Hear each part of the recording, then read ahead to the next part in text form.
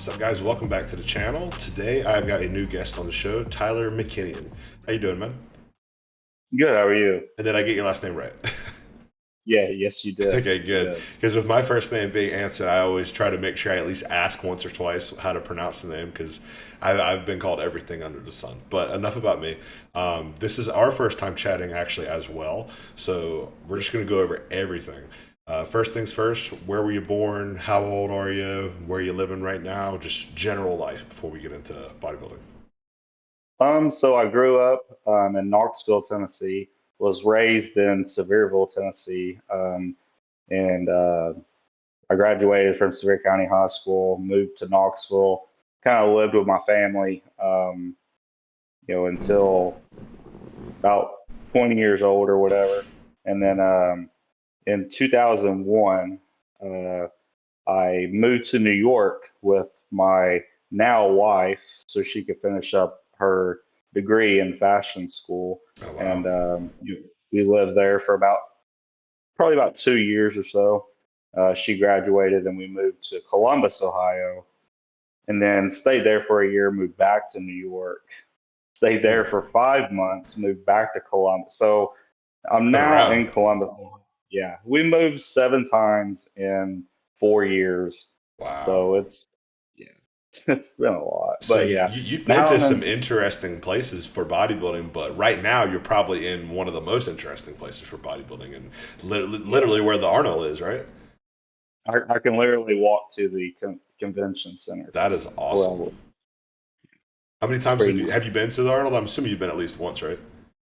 I've been once. It's probably like 8, 9 years ago, Okay, but I've been once, and it was a pretty fun experience. Yeah, there's nice. nothing like it. I've never been to a show that big. I actually just went to my first show that I watched as a non-competitor, and that was a pretty small local show, and even just that was really cool. I can only imagine going to watch Yeah. it. I saw Jordan Hutchinson guest pose, so like that's the only bodybuilder that's like of that caliber that I've seen in person.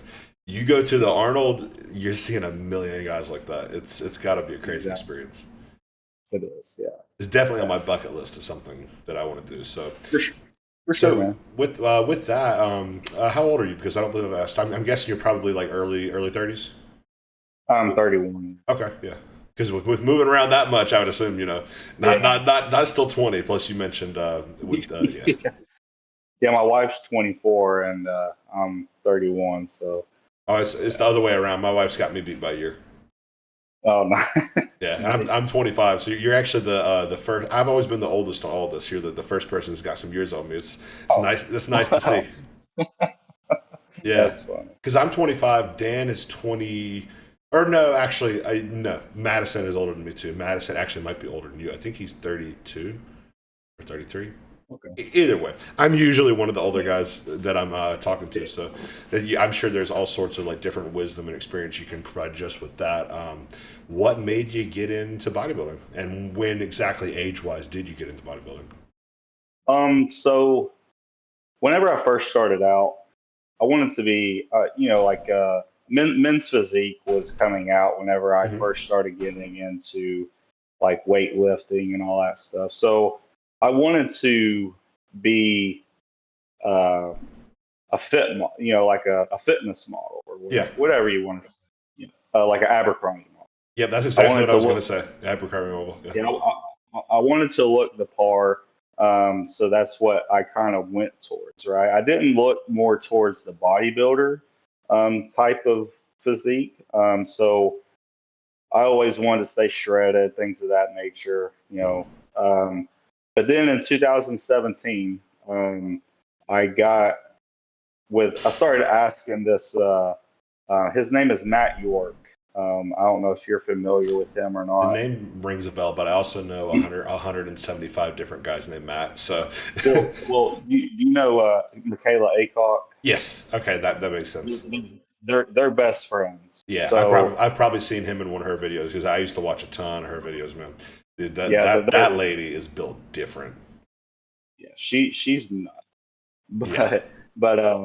But he was my first coach. So Okay. I trained around him at the gym that I went to, and I started asking him about like nutrition, um, like, how can I start to gain mass? Because I had no guidance. I was doing everything by myself, macro dieting, things of that nature. And he was just like, send me what you're currently doing, and I'll start to make some adjustments. So from then on to we started an off season. I gained about 50 pounds Mm. between July of 2017 and March of 2018. Wow. Yeah, so And before that, I got to before that you had stayed pretty shredded all year, right? Because of that background you oh were talking about. So you probably kind of almost had like a little rebound there, right? yeah, I did, but like the thing is I wasn't digesting my food. Ooh. Like my calories got up pretty high to about 4,800. Um, Even on non-training days, like I had no rest day diet, or it was just a straight, yeah. So like I was sitting there like, after each meal, sometimes not even finishing meals because I just couldn't do it. Hmm. Like it was so hard, and like when you're not digesting your food, you're Yes. always bloated, things like that. Feels like a So rock in your stomach. Is what I would describe it so as. most of the weight that I put on was fat. Hmm. Um, and I got up to about 210 or so. And then we started prep for my first show, and How tall are you for context? I don't think I asked that. 5'8". Okay. Yeah. So at the end of March of 2018, we started the prep for my first show, which was the Knox Classic in Knoxville, Tennessee. Um, and My digestion was still messed up. Like I wasn't going to the bathroom regularly. I would always have to take like enemas, laxatives, stool softeners, things like that, And he wasn't very knowledgeable. My coach wasn't very knowledgeable about it, so I had to It's a tough freaking. topic too. It is, man. Like, because It's so I don't new. know. It's so new. Like even It, the people who are going to college and getting literal doctorates in like microbiology, and gut biology, stuff like that. There's smarter words for it than what I just said. But basically, people who study the gut biome, a lot of them essentially say, yeah, we kind of have no idea what we're looking at still. So if those people still can say that, then, the downstream bodybuilding coach who, I'd say most bodybuilding coaches don't have a doctorate. I think that's probably a fair yeah, assessment. It's tough. And a lot of guys, that's not like the only person that I can think off the top of my head is like, okay, this person could probably do it just as good, if not better, than one of those people is Chris Tuttle. That's because he's a registered dietitian, and that's his wheelhouse, digestion. yeah, yeah. I see the way that he's doing things with Jordan Hutchinson. Yeah, Like they're not even using like probiotics or anything like that. which makes sense Just because like why do that when you can just get it from food? exactly, and honestly, that's what I've started doing as well. Um, is I do kimchi with I like love it. 30 grams of kimchi with 3 meals a day, um, and just do different types of greens. I do Mhm. like peppers and for antioxidants, and then you got your fruit that also gives you the micronutrients that Yeah, you need as well. man, I I love mean, fruit. Fruit is the you best. add all that, yeah, exactly. You add all that in, and like you're just everything just synchronizes together, and yeah, yeah, Another big thing for me too that I've actually just started doing, either I don't know if it's 1 or 2 weeks now. I've started cooking all of my rice fresh for the day. In the past, I would yeah, do like every 2 days, every 3 days, something like that. Now I just put it mm, on in the morning, first thing, and not only does it taste better, but I do notice my digestion is a good deal better. yeah, I've had some weird stuff going on this week, so it's not exactly the best example, but I think it's been about a week and a half or two now because I remember the first time I started doing it, it was quite a bit better. And I like keeping a lot of different vegetables and fruit in my diet. Speaking of kimchi, absolutely love kimchi, but I don't have any of that right now. mm, I do have sauerkraut, so I had some of that today. nice. Sauerkraut, kimchi, Some Greek yogurt is kind of hit or miss. Some people digest it well, some people don't. I don't personally. Mhm. Kombucha, stuff like that, all great for digestion. And I Yeah. also personally like to take a little bit. I know digestive enzymes don't have the best rap, but Now Foods makes a supplement called Super Enzymes. It's got ox bile, digestive enzymes, papaya extract, all that type of stuff. Between that, a little bit of BPC, and the dietary stuff I mentioned, I've not had any stomach issues, and major stomach issues, mind you, in a year. Yeah. Yeah. I take the oral BPC, 1 milligram a day, five hundred NCGs in the morning, 500 with either my fifth or sixth meal. But yeah, it works wonder like glutamine, Mm. things of that nature. It just people just want to throw the kitchen sink at digestion. Yeah. They they overthink it. Like they may not even have a digestive issue, Mhm. but they think they overanalyze it and start adding stuff, and it just makes it worse. Yeah. You know. I've had on and off Um, bouts with both IBS-C and IBS-D. So I've experienced pretty bad digestion. I've had stomach ulcers before. Not great. When you have a real digestive issue, it's not a question. It's a fact of life. yeah, yeah.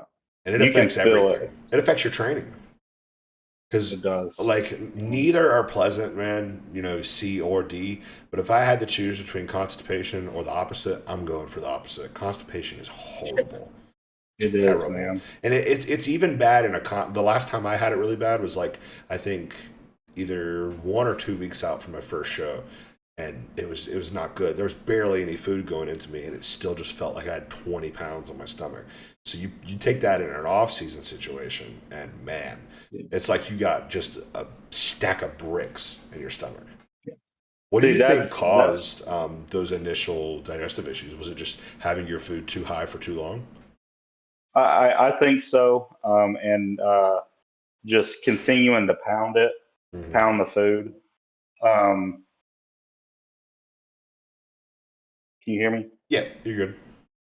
I think something happened. But anyway, just continuing to pound the food, like we did for that extensive period of time, and take those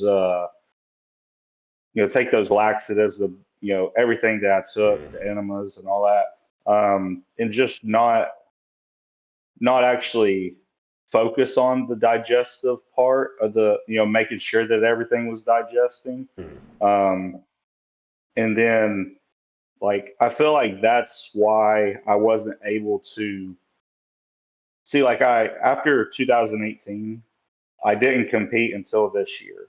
Oh So wow. 7 years. So 7 years of 7 years of not competing.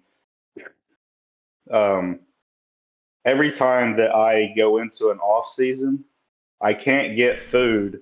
Um, I can't get food up to where it needs to be in order to push for size, Hmm. if that makes Yeah, sense, that makes sense. because there ends up being a digestive issue like acid reflux. Acid reflux is the my biggest problem. Hmm. I still deal with it sometimes till this day.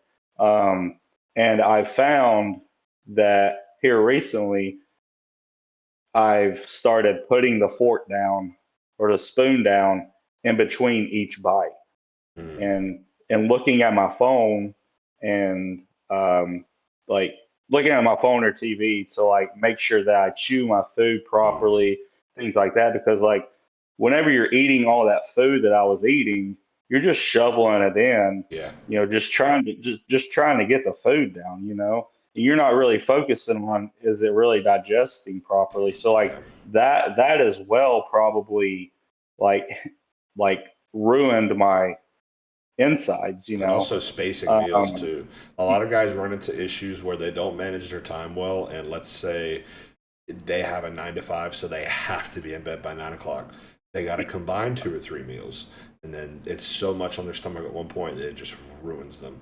well, I didn't have that happen yesterday, but my schedule just we had some family stuff going on, so it pushed everything back by a couple hours. I could have just combined my meals together and gone to bed at the same time. I decided not to do that since I had a rest day today. I just spaced everything out, made sure I took my time eating, and I ended up going to bed about 2, 3 hours behind schedule, but I got all my food in. I think that, No. yeah.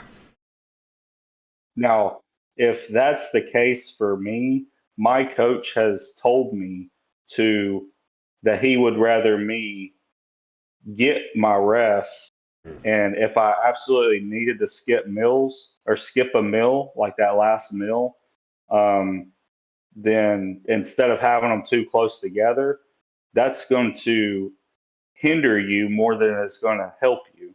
Mhm. You know what I mean? Because you're more likely going to have that digestive stress having those meals closer together. Mhm. Plus, then going to bed after that, you're going to have like acid reflux maybe in the middle of your sleep because Yep. of having so much food close. So he's just told me um, to just maybe skip it.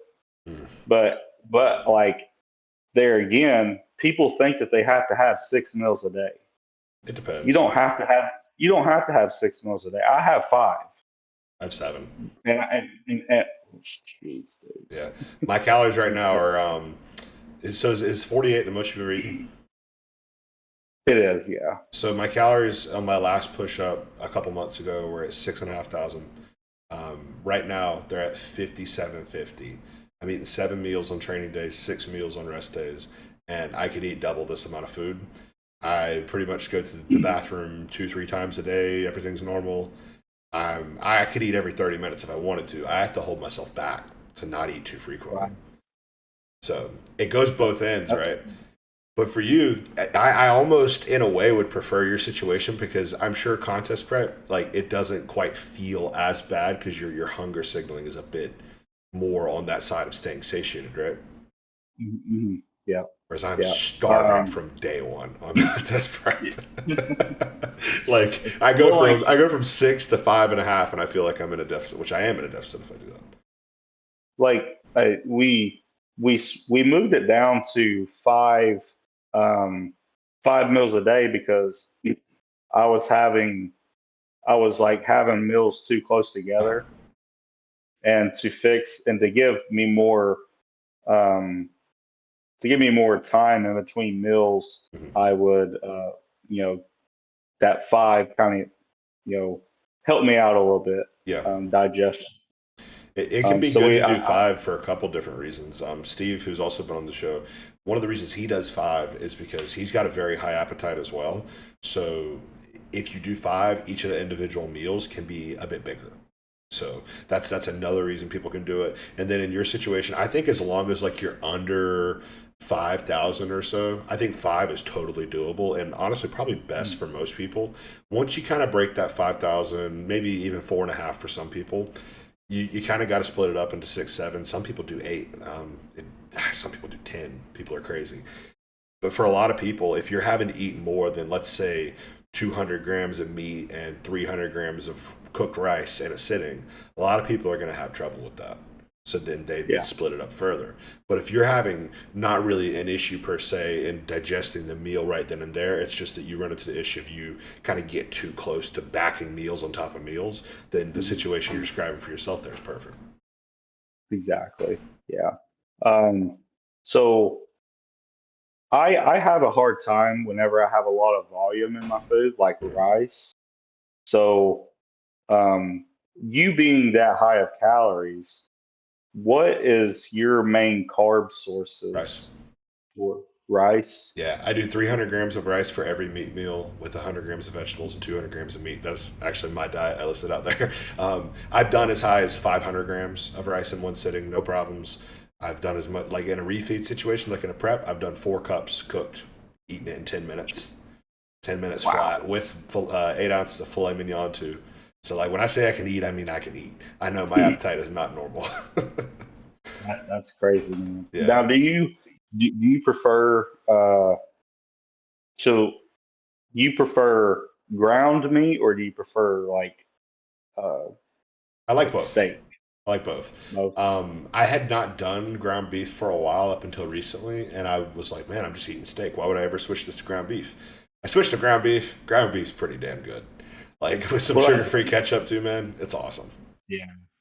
The reason why I asked is because I can't do steak. Yeah. It just has never digested well with I mean, me. that makes sense. So It sounds like you've got like some digestion issues, particularly like on the. So some people, I know one guy who has the exact opposite of what you have. For him, he creates too much stomach acid. He digests things too quickly. Like he will burn a hole in his stomach if he misses a meal by an hour. it's crazy. Yeah. I wish. I mean, I would almost rather have that Well, when I say burn a problem. hole in his stomach, I'm talking literally like he'll puke blood. Oh, Yeah. oh, Yeah. Not fun. uh, oh, no. But Yeah. uh, like if I have too much rice, Mhm. going back to the rice thing, if I have too much rice, I'll start to have acid reflux. That makes sense. So I have to add in things like honey, little things that quick, fast acting carbs Yeah. to in order to even get a lot down, Yeah, if that makes and sense. that's actually what my coach when we were at that 6,500 calories. That's what my coach actually had me do too.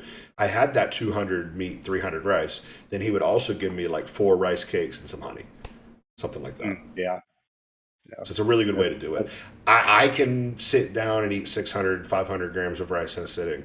Most people aren't going to be able to do that. And even if you can do it, should we? Probably not great to because there's a lot of volume on your stomach. yeah. Something like honey, especially, is going to be great. And especially, furthermore, if you have a very low appetite, that's awesome because it's almost liquid calories, I would call it. For me, with how high my appetite is, by the way, I'm eating all this food on a milligram of Red a week also. So, Well, I'm on three, so ooh, yeah, now I'm sure you know this, but that will like slow your digestion down too. but yeah, but the thing is it probably has affected my digestion. Mhm. But if you want to be honest, I haven't felt like the hunger suppressant on it. How long have you been on Um, I've been on it for over 3 months now. it? Ooh, yeah. So I Have you ever never tested? felt. I mean, I know it's real. The Okay. the COAs, the company that I get it for is they they test from Next Gen. I don't know Oh, if you've right. seen Okay. their posting. Yeah. So I've uh, I take their stuff, and I know it's real, but I was in prep, you Yeah. know, uh, and I never felt the hunger supreme. I've So never felt it. it is possible that you just don't respond to Retta. That people do have that. Some people. So Retta is supposed to act as almost like a insulin sensitivity agent in some people. In some people, they get the opposite response. In some people, it causes their, I think, through the glucagon response or something, to basically just dump insulin into their blood, and it actually make their blood sugars go up. So Mm. people, it seems like there's a lot of individuality. I think would be the right word for that There is. for There these. is. So maybe if you are looking for appetite suppression, then which I don't think I think you're doing Reddit for the health benefits. If I had to guess, Yeah, it is. yeah, Yeah. yeah. But if you did But need that appetite suppression, you would probably be a good candidate for like the GLP-2 or caglorinotide or whatever you call it. yeah. But I've never had a problem with blood sugar problems. Like I check my blood sugar at least 3 times a week, every Okay. morning before I eat or anything, and it's always like in the 60s. Hmm. So Wow, that's really good. um, yeah, like I mean, right now I'm on lower food because I'm reversing out of my show.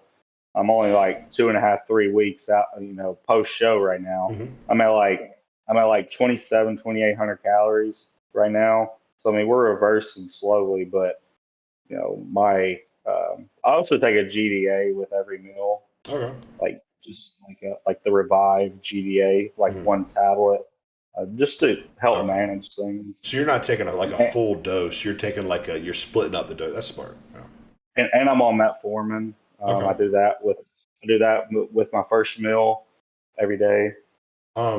So I know you mentioned that you had those digestive issues. Have you noticed any digestive issues as of lately, or is that something you kind of fixed?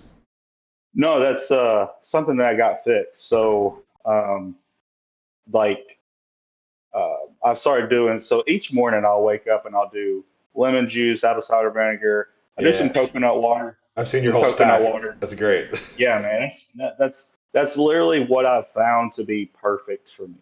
Like some people may need less, some people may need more, but I've literally found that works perfect for me.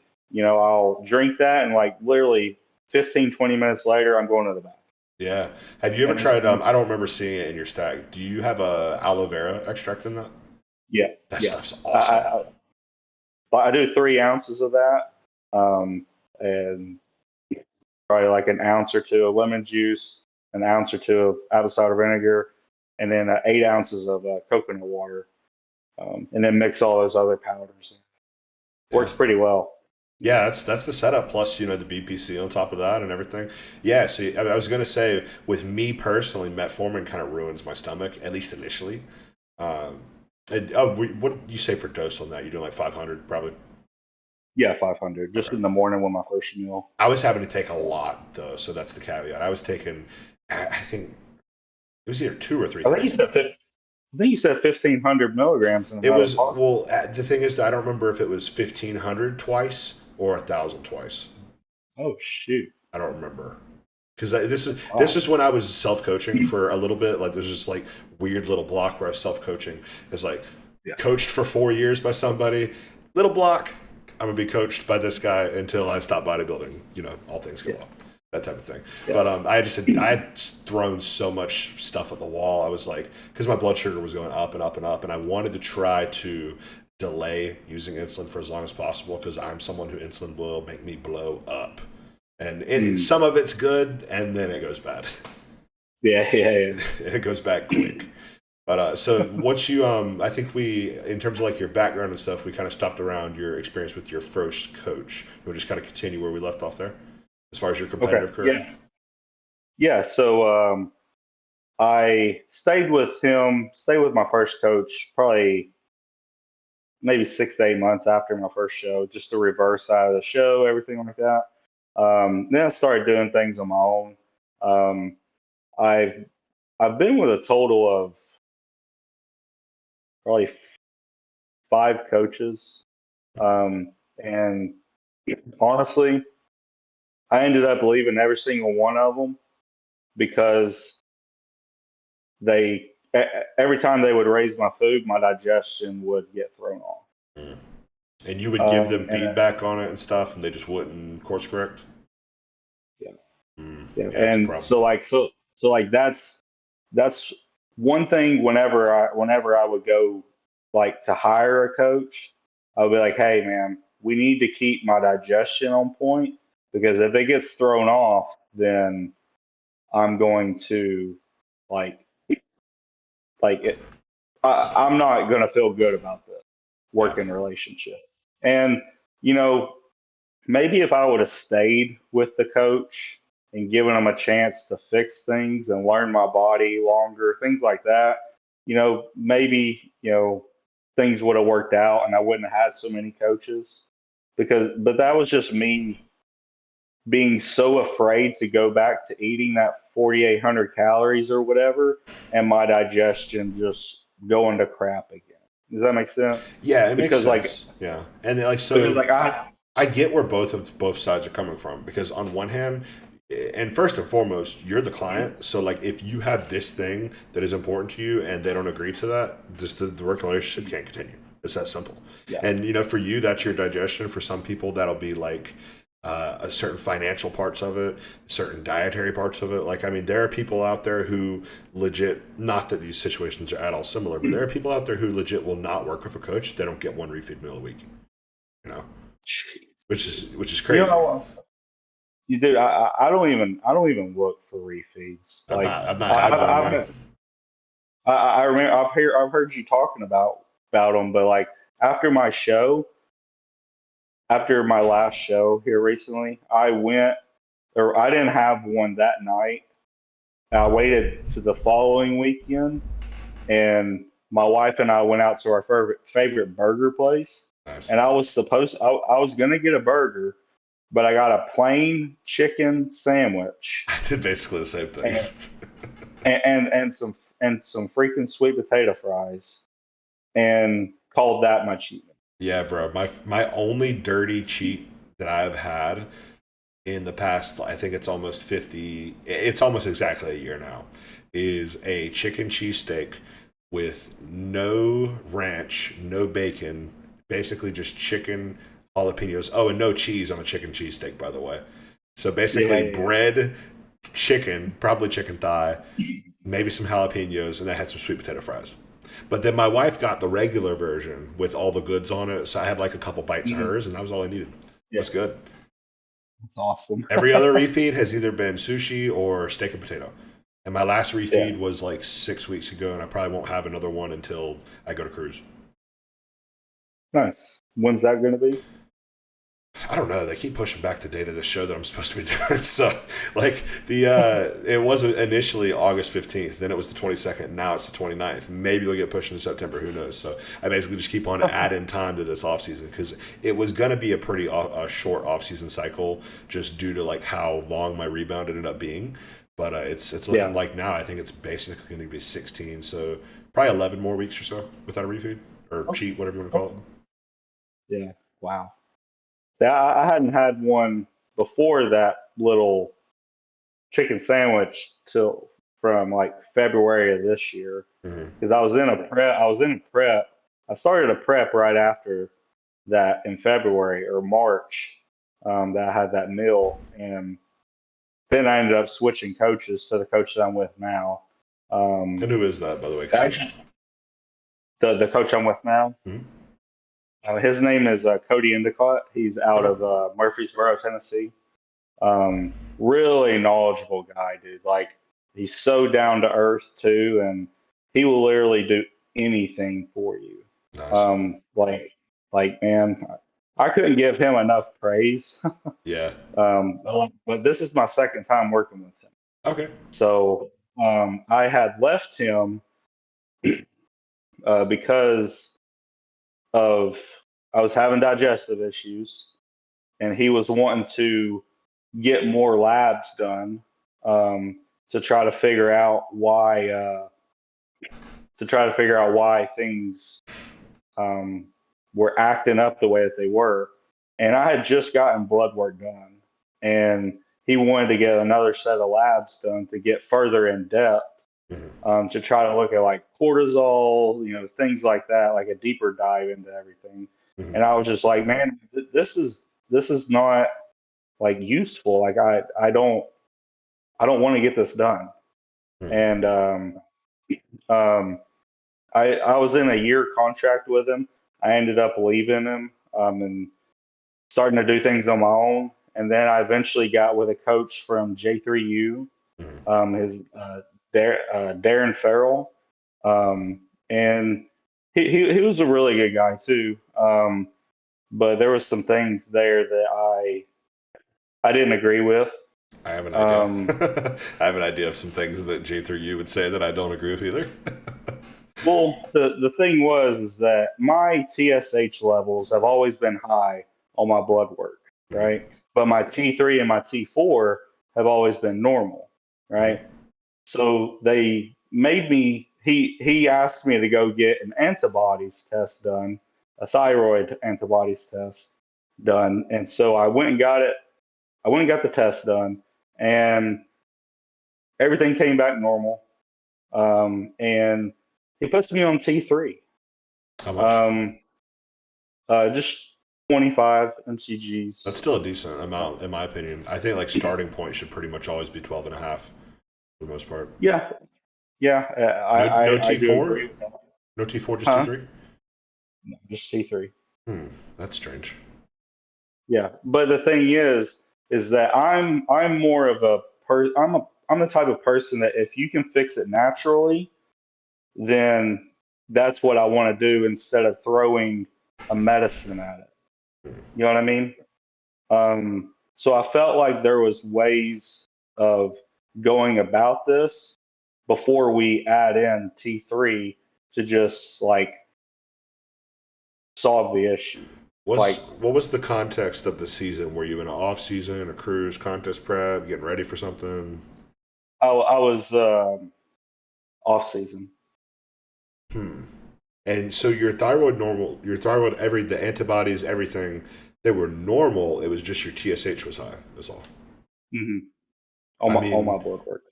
I'm kind of ignorant when it comes to thyroid stuff because I've always been hypothyroidal, so I just take T4 for the rest of my life and I forget about it. So I don't. It's not really something Mm. I have to learn too much about. But based on what you're telling me, it sounds like you don't. I mean, there was nothing to be fixed.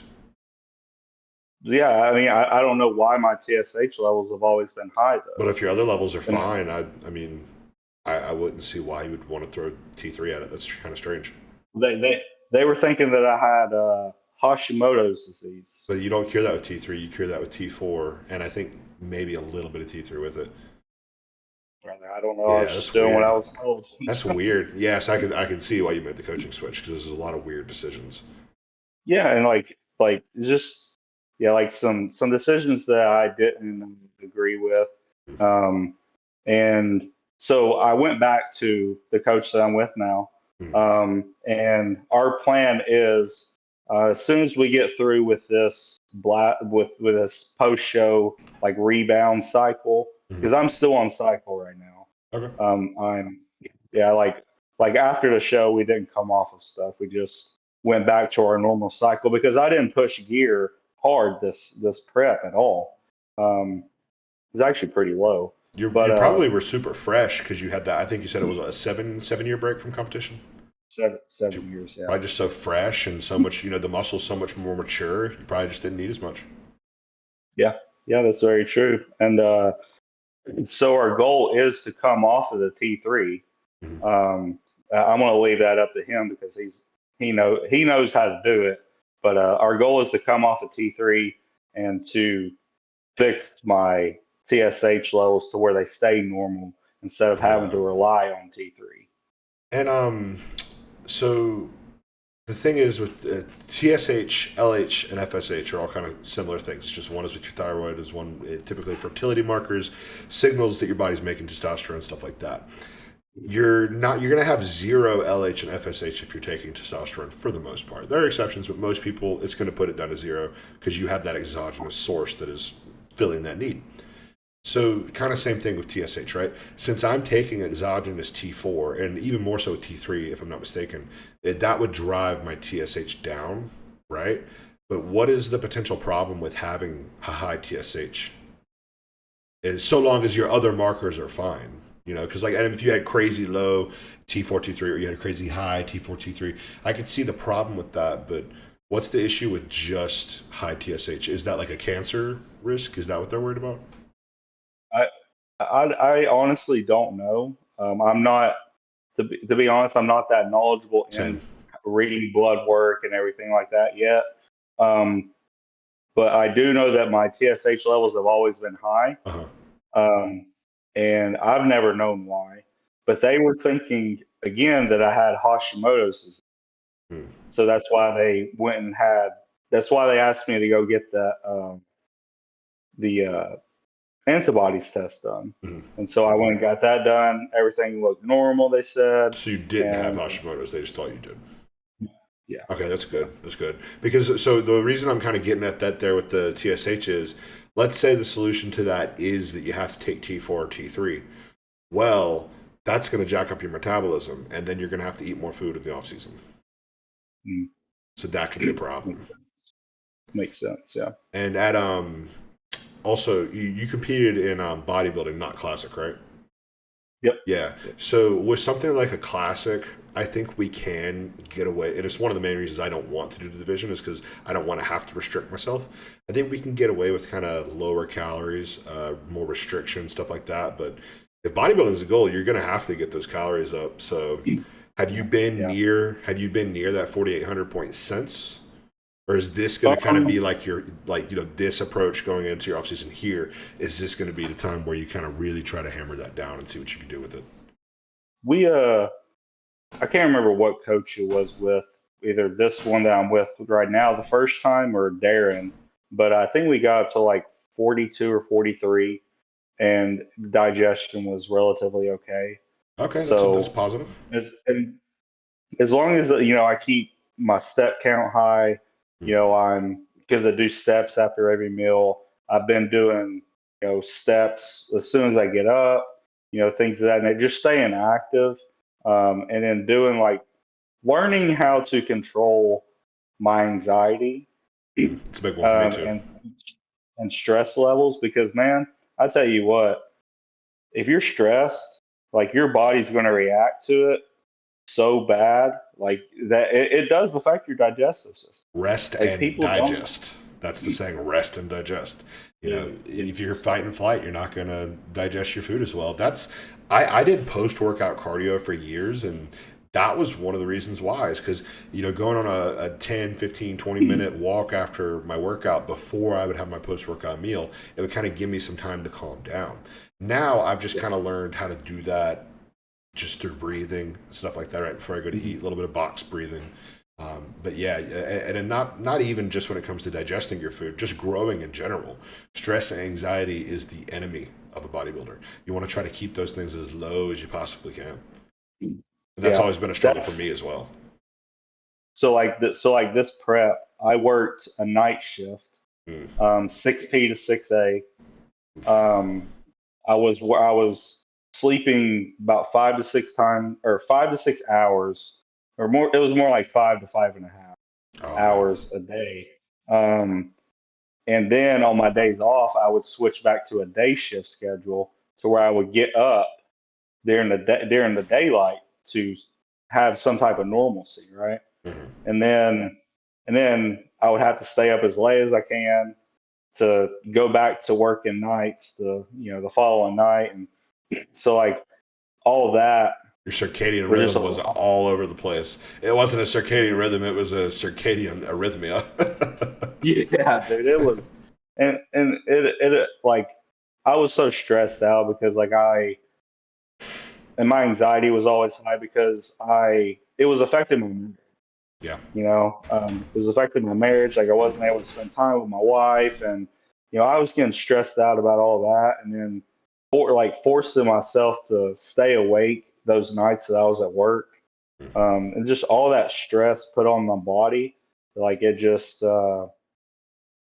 I like that's I had to end up changing my training split to definitely. week to week. Like one week I would train 4 days, the next week I would train five just because I would have an extra day off. But like really learning how to manage that stress and the anxiety and things like that, it really does go a long way in like how your body responds and digestion, and growing, even fat loss. Like you can 100%. you can be in such a calorie deficit doing your cardio and everything like that and not even make progress just because your body is like in fight or flight mode, Absolutely. trying to. And so And people just even under they and even furthermore, you can go too far with it too. You can be doing all that output, have your calories low, stuff like that, and let's say you're still losing weight. Yeah, but if you're super stressed out, you're losing muscle most likely. It's not going yeah, to be just yeah, fat. That's what happens to me when I get too overworked or too pushed down in a contest prep. I'll lose weight no matter what. Because if I don't mhm, drop weight, I'm going to up my steps, I'm going to up my cardio, I'm going to go train yeah, harder in the gym, something like that. So I'm going to drop weight no matter what. It's just going to not come from where it needs to come from. yeah, exactly. um so just like if I could give like a tip to anybody out there that is listening to this, is like learn to chill, Mm, like don't overthink things, just relax. If you're having a hard time in life, if you have such a busy life that it causes you to have anxiety, have stress, things like that, change it. Like absolutely. I honestly just left my job Mm, because I couldn't do it anymore. Like I had to make a change. And so, um, now I feel 100 times better. I You know, bet. I'm sleeping. I'm sleeping at night. I'm spending more time with my wife. Things like that. And, life is good right now. Yeah. Like when my stress levels are down, which has affected, which has impacted my digestion. Mm, How I wake up feeling each day. Things like that, and it goes a long way if you learn how to manage it. When you were, I'm doing this to make sure I don't cut you off. When you were Yeah. having a lot of those major digestive issues, were you doing shift work during that time? Um, no, no. I was just working part time at Okay. Sherwin Williams, but Okay. Because I know a um, lot of people with shift work, they do have terrible digestion. Like, because like you're saying, the stress, and it's, even if you somehow manage to get 9 hours of sleep, your schedule going up and down, up and down, up and down, your circadian rhythms all over the place. It makes an impact no matter what, unfortunately. it really does. Yeah, you were saying Oh, I honestly life's forgot what good. I was saying. Life's good, basically, is what we were getting Well, at. yeah, yeah, man. Life's good. I'm working on my online business, just trying to create that and making content, as we've talked about. Yeah. But just People are afraid to uh, make that first jump, and I've always thankfully kind of been of the opinion of I would rather make less money and do what I love than feel like I'm a slave at work every day. Like I could not yeah, do a desk job. I could not do an office job. I would be miserable. And yeah, owning a small gym with my dad and doing personal training, a little bit of coaching on the side, stuff like that, it kind of sets a cap on, because in bodybuilding we always want to be progressing, going up and up and up and up, right? Like there's no end point to bodybuilding. It's a never ending journey, basically. A lot of people like to look at their income the same way. They want to always have a way to climb up and up and up. With how I want to go about my life, I'm going to go up for a while, but I'm most likely eventually going to kind of hit a ceiling and at least stay there for a while. But being intelligent with how you spend money, stuff like that, I would rather be there and be happy than make six figures more than what I do and be miserable. Because to yeah. me, that's not a life. No, no, it's really not like people think that money buys happiness. Man, I can tell you right now, it don't. Like if money bought happiness, I wouldn't have left my job that I just left. Like because I'm making way less now than than what I was in my current or my past job that I had. So like money just doesn't buy happiness, and so doing things that you love and have it. You may live at a minimum for a certain amount of time before you eventually start to go up, but like living at that minimum and working for yourself, living less stress, doing something that you love, Mm. it'll make you feel uh, appreciated to yourself, and like you're not working for somebody else, you're not following their rules, you're working on your schedule and you're happy, Yeah. you know and ultimately in life that's what matters, is being happy. Yes. Because people, Yeah. so many people live in like they live all stressed up and things of that nature, and it's just not a way to live. I would say So most people live in a prison of their own design. That exactly. is most people. And what's a common thing that we hear from a lot of people? Oh, thank God it's Friday. Oh, I hate Monday. Man, you're telling me that 5 days out of the week you're miserable? That's not right. That's not how life is supposed to be. Now, I'm not saying you got to be absolutely ecstatic all day, every day, like walking down the street, you just whistling. That's how happy you are. That's not what I'm saying. But Yeah. it should probably be at least 50-50. It probably, Yeah. because 5 out of 7, what is that, like 75-80% or something like that? That's Something like awful. that. That's awful. I want at least on the pie chart of life, I want the chunk that is happiness to be a little bit better, a little bit bigger than Yes. the side that's Yes. unhappiness. Because you're going to have both. And a lot of the times you got to have one to have the other. Like, for example, if you hadn't had that experience of the night shift work and being overworked and being in that schedule where you don't get to spend as much time with your family and stuff, you wouldn't be able to appreciate right now nearly as much. Yeah. You're exactly right. And um, like I don't know, just it really made me appreciate like my family more. You Mm. know what I mean? Because like there was days where I didn't see her for like 2 or 3 days at a time. Like that's That's tough. that's hard. Yeah. And so um yeah, getting back to that, it made me really appreciate, um, uh, my family more, and I'm just very glad that I'm able to spend more time with her now, and That's what it's all we're about. much we're much happier together. Not that we weren't happy at all, but like our happiness has You don't have this gotten anchor. back. You don't have this anchor Yeah, dragging you down anymore. Is all it is. right. Yeah, and our relationship is much closer. And we're literally thriving. Like, Yeah, that's what you want. That's the goal right there. That's what it should all be about right there. You know. But moving back into the bodybuilding side of things, how many shows total have you done? Has it been two, it's three total with three? these Okay. past two. With these past two, because I did one back to Back to back. back. Okay, I don't think I saw that part. Okay. Yeah, yeah. I did two back to back this past time, and then 2018. Okay. And Um, that 2018 show, by the way, was that bodybuilding or was that you had mentioned men's physique at some point? no, that was bodybuilding. So Okay. men's physique was what I Just the look. wanted to look like. Yeah, the Okay. look.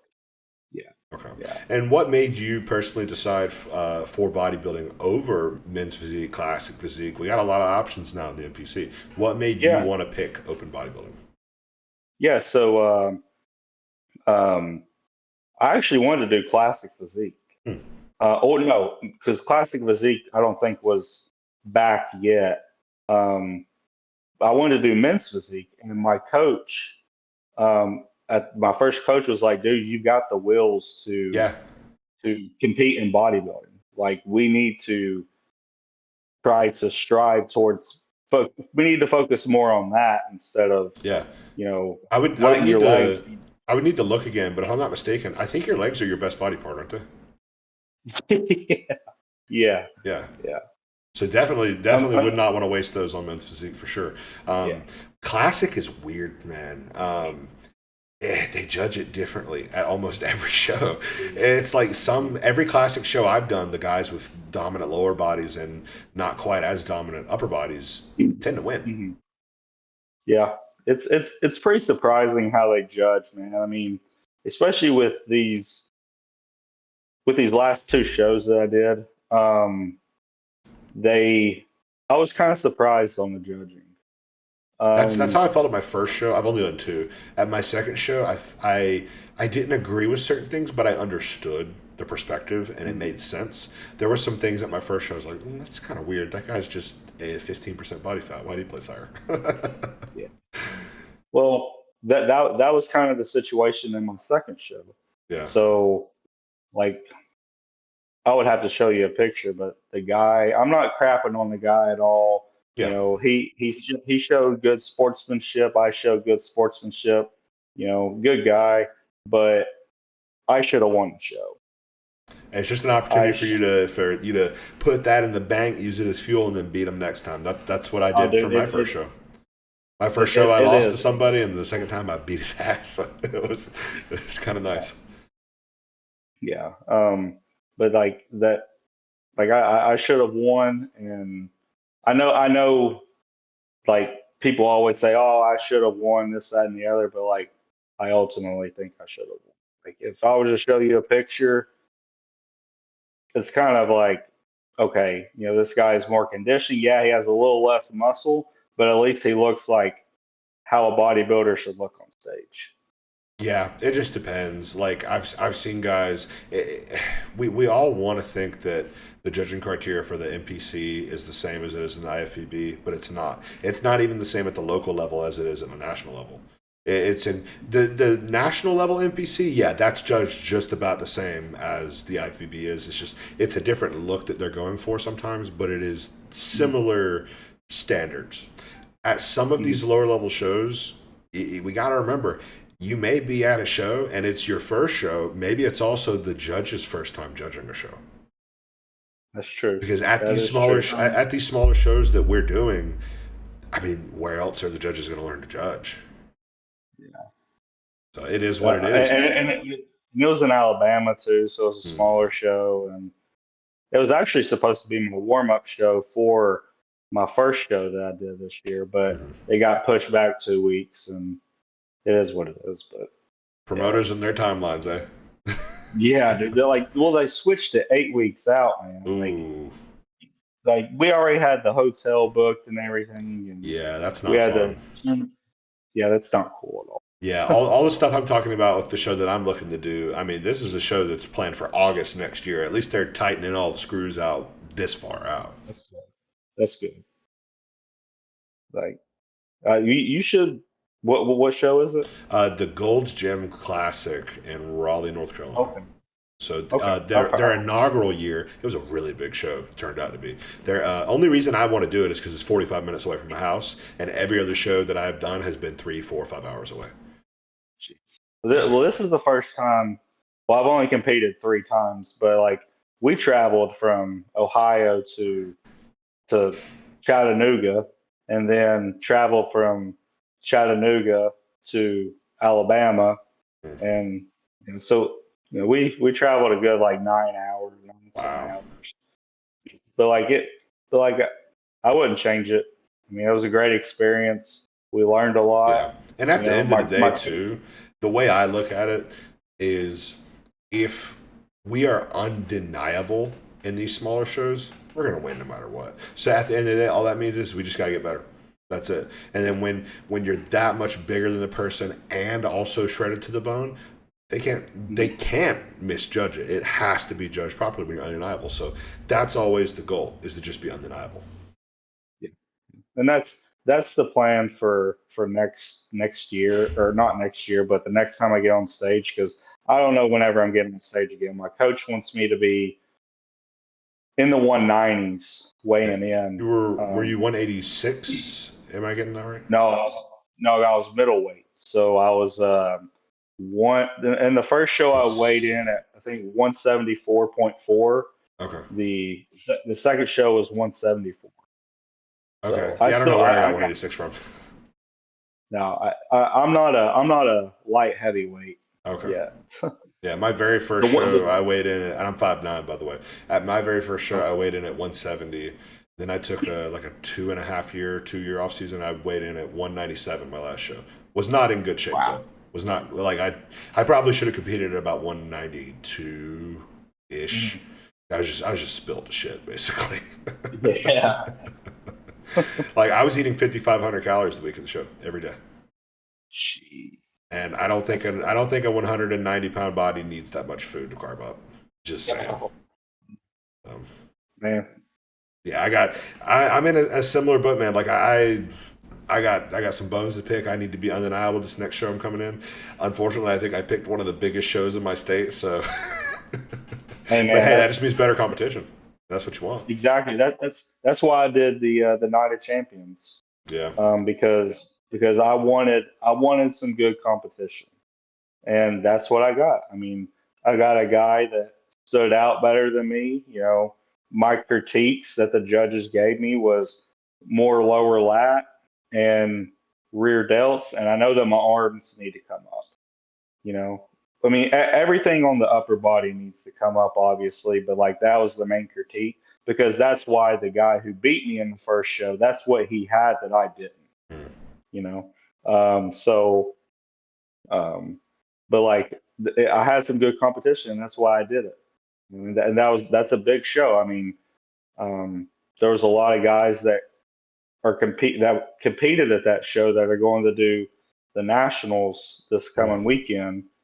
So I mean, that competition, going into a national show, like It's a big competition, and I tell people all I need to say about the show that I've picked for next year to tell you how big it is. Gilco's doing it. Gilco's doing the stage shots, so you know it's going to be big. I'm pretty sure that he did the Nine Champions There you too. go. Same Which thing. he should really invest in the pictures and the video. One hundred percent. Like he saw mine. I Bro, mean, yeah. If Gilco, which I didn't see the label mark anywhere for years, but they were really good quality, so that makes sense now that you said it was Gilco. Dude, if I have to legit like take out some debt to get Gilco shots, I'm gonna do it because that's potentially once in a lifetime. You never know if you're gonna do another show that Gilco's at. I mean, not to speak ill or anything like that, but like Gilco could drop dead tomorrow and I never get like a picture from him. Like I want that guy's work or my work to be shown through that guy's work. Like that guy's an artist. That guy is a special type of artist because he takes the, not to be fancy with it, but the art of bodybuilding and elevates it, which is just awesome. Exactly. Yeah, that special touch that he puts on it Yeah. really brings it. Yeah, and that's why I invested in it. I was just going to get the pictures, but like even the video, I was like, Yeah. wow. Yeah, I don't even want to hear how much he charged you because it doesn't matter. I'm gonna hand him my credit card and say, charge it, brother. Do what you gotta do. But with how long have you been? I know you said you kind of jumped off and then you jumped back into being with this coach. How long have you been with him now for? Um, Probably. I think I got with him back in June or April or June, somewhere around in there. Okay. April, May, June. Um, and we're riding a good wave right Nice. now. And like just the way that he handles things, just like he has everything laid out. It's pretty. He has a good system. Do you have like a spreadsheet where it kind of like lays out the whole year for you? And he does have a spreadsheet. It's not laid out. I mean, we just had our phone call to go over like what's next. Okay. Um, to like lay out a game plan, and that's why I said that I don't know if we'll compete next year or not because we need to add the size, but we do as far as like health phases and cycles and things of that nature. Like we kind of have a game plan of Okay. that. To That's what I'm try to like referring to. Yeah. yeah. And of But course, like it's not competition, cookie cutter. You can change it at any point, but you've got that template to go off of. And I've got a similar thing with mhm, my coach. So yeah, I mean, it's looking like you need a big off season to level up, and you'll be where you want to be. You already know you can get peeled to the bone, and that's the hardest part. I've never been able to do it, so you already got that. For me, going from that one, let's say I put on like 25 instead of 30 stage weight because probably should have been a little bit leaner. Putting on mhm, that 25 in like a year and a half, 2 years, something like that. The main thing for me, it was just eating hard, but being really chill on my cheat meals, not going too crazy on those. But it did require quite a bit of food for me to push.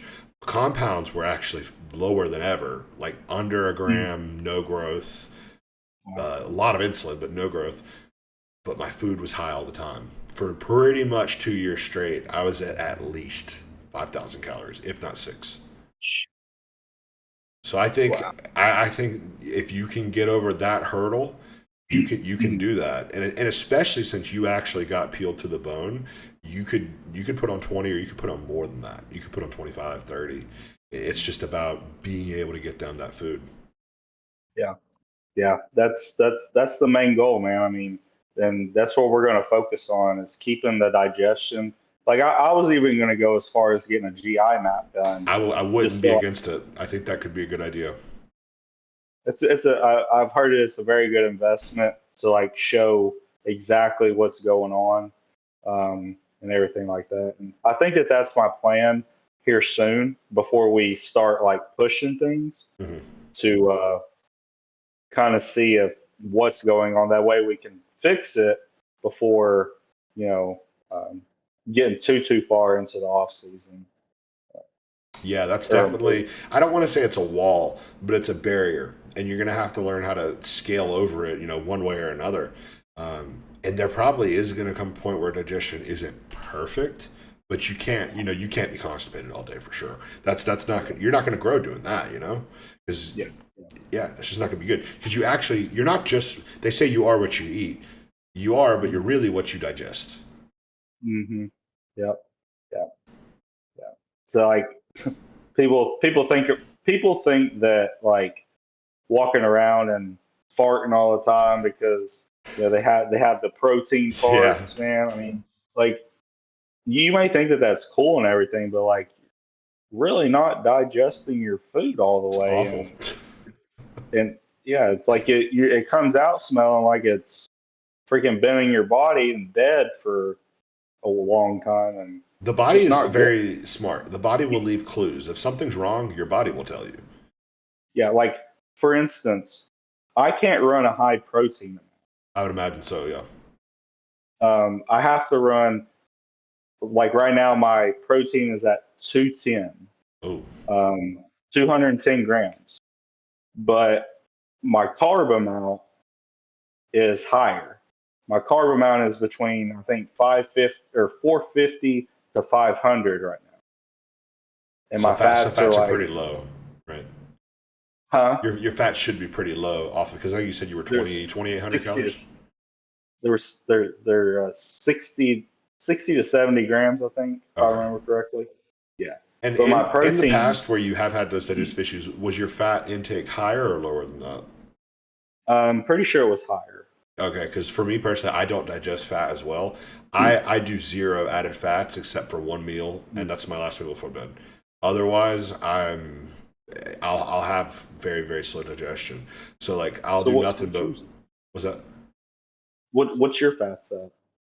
Maybe 60s or but here's the thing, I'm eating very very high quantities of I, meat. I know that's why I was asking. Yeah, and then I mean it's all lean meat except for it says chicken breast. I try to do 99.1 turkey, but I can't find it anywhere now for some reason. So it's been like either 98.2 or 97.3 for turkey. Hmm. And then my last meat meal today, I do 93.7 beef. And then the very last meal today is whey protein and peanut butter. Okay. Wow. Yeah. If I didn't have that peanut butter in there, my fats would probably be like 30. Yeah, that's surprising you eating that amount of food and your fats being that low. Yeah. Which I mean, you said that you're pretty hungry, right? Yeah.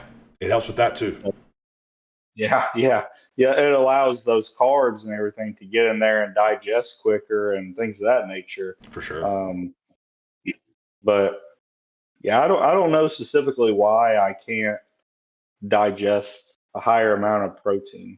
Like every time, It's just the because hardest thing during to the digest for the body. Like I mean, you're not the only person with that issue. That's most people, honestly. Most people can't do. I've done as high as 16 ounces in a sitting with protein 4 or 5 times a day, and I was fine. I did that post show for like 3 4 weeks just because appetite was so high. I was like, I'm just gonna eat as much protein as I can handle. Okay, that ends up being a pound for each meal.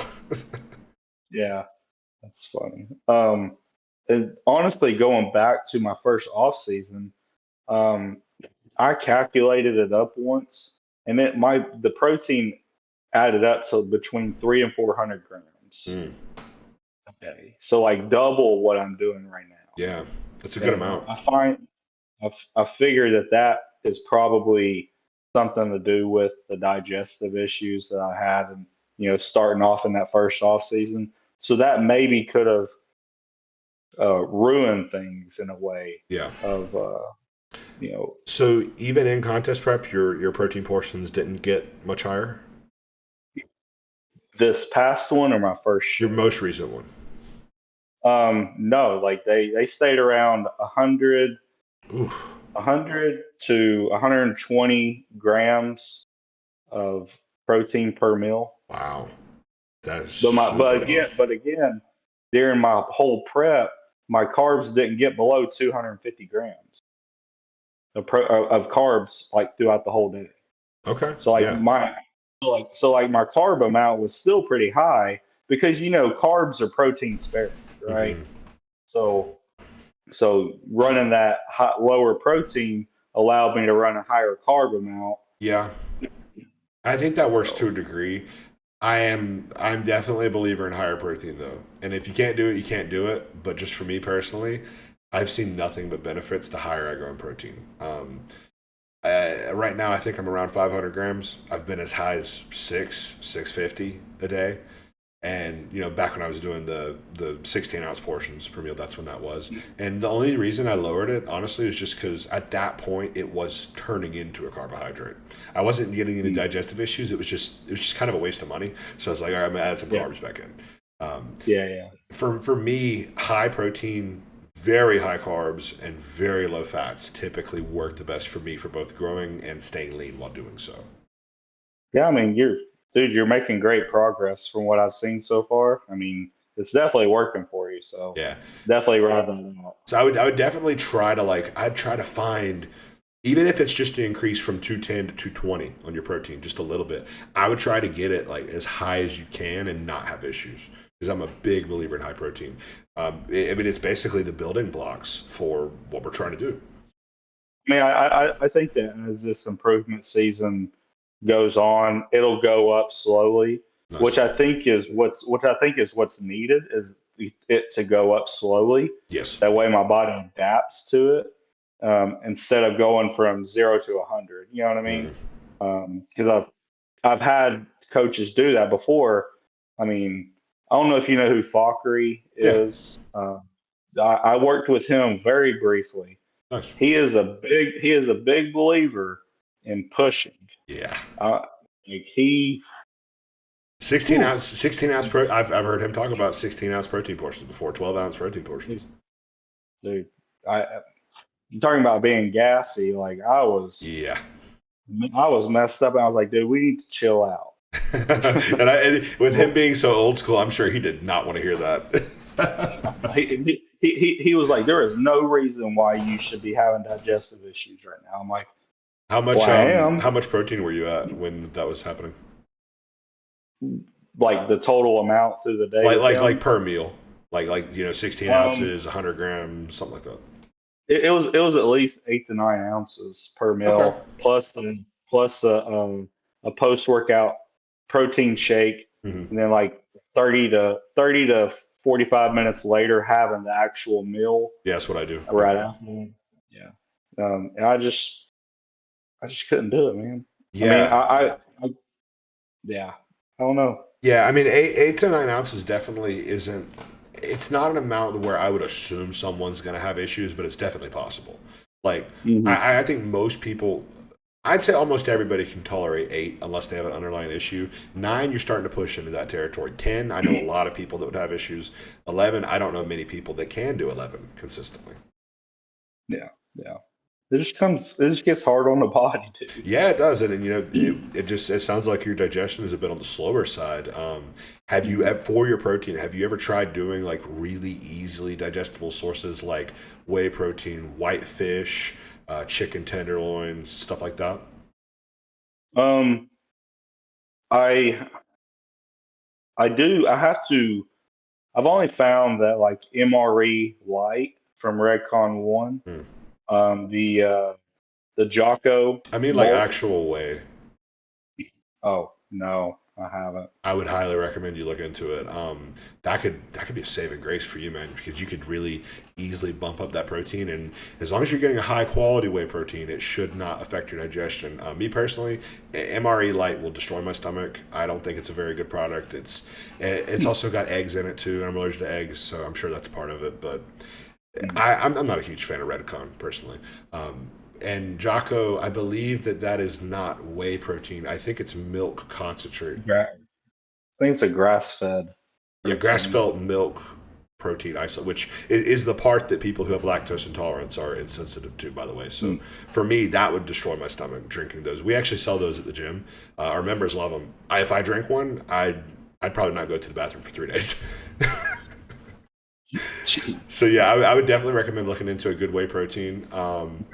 Core Nutritionals, Granite Nutrition, Mutant, um, Raw, Revive. I think you mentioned you use some Revive products. Raw's protein is very good. Anything that is a specifically outlined as whey isolate, not whey concentrate, whey isolate, that would be really, really good for you. I definitely recommend that. Okay, yeah, I'll definitely talk to my coach and Yeah. look into that. And then white fish, of course, it runs right through you. There's no fat. Yeah. I mean, white fish digests so well. Some people eat it raw. I'm not recommending to Yeah. do that, but Well, like funny story on a white fish. I took it to work one day and heated it up, oh yeah, and dude, it smelled so bad that like people were in another office space and yeah. they came over and was like, "What is going on in here?" I'm like, "It's my fish, bro." Yeah, man. At times, if I thought that it was going to create a bad smell and I didn't want it to, I would just eat it cold. That's what I did. I, I don't even care. I'm like, I'm eating my food. Yeah, yeah. But But like, yeah, like if my wife complained about it or something, I'm like, I just eat it cold. It's fine. It's not going to taste the best either way. yeah, yeah, yeah. But yeah, we're at about an hour 15 here. I don't want to take too much more of your time. We've been on for a good little bit. Anything that you want to end with? Any shout outs, sponsors, affiliate codes? Um, I just got sponsored by Next Gen. So if you go on there, use Tyler 10, save you some money. And if anybody has any questions, I've taken an array of peptides and everything. So if Mhm. anybody has any questions, just feel free to DM me. That's really the only like aff- affiliate code that I have. Okay. I don't go chasing after these. Yeah. But but yeah, I mean, I appreciate everyone that's supported me and like reached out, supported me in my journey. Like your coach, Cody Endicott. Um, if you ever need a high quality coach, man, look him up. But and my wife, Jewel Mckinion, um, she's my rock. I couldn't do what I do without her. And then obviously God, I couldn't do, we wouldn't be here unless it Amen. wasn't for him. So yeah, Yeah, that's all I I got. was talking with Dan about this. I think it was yesterday, man. Our which I believe for him it's his girlfriend, not his wife. Our significant others are the biggest blessing in the world, man. Especially for Yeah. ours to support us the way they do. Man, I could do a whole hour podcast about that. Yes.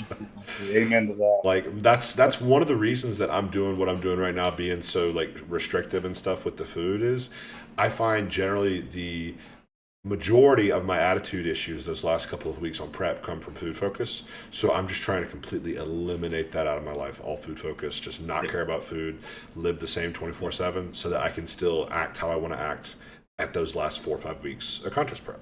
Mhm. Yeah. Yeah. A little bit of sacrifice now for, you know, a future of doing what you want to do. Sounds like a deal to me. I'll take it. Yes. Yeah, Yep. this is fun. We'll definitely have you back on. We can go into some other stuff on the next one. I just wanted to kind of this RBR introductory talk, kind of get some of your background, experience, stuff like that. And I think we covered everything pretty well. Yeah, I was all over the place, but That's the best way to but do it, though, man. No one wants to see from point to point to point. We want to jump around yeah. in and out all over the place. It makes for interesting conversation. Yeah, we'll definitely schedule another one. I look forward to being back Absolutely. on, and I appreciate you having me on. Yeah, anytime, man. And I'm gonna try. I think I've only done one of these where we had like 4 people on. I want to try to get one of Okay. these done together where we get like 4 or 5, maybe even 6 people. Just have it be Yes. chaos in a chat room. Yeah, man. Yeah, man. That works for me. Just let me know. Yeah. All right. Well, this has been another episode of the Iron Obsession podcast. Check all of our links in below in the description, social media stuff like that. If I'm slick with it, I may have edited our social media stuff underneath these little boxes right here. Let's hope I did that so I don't look silly now. But yeah, thank you guys for watching.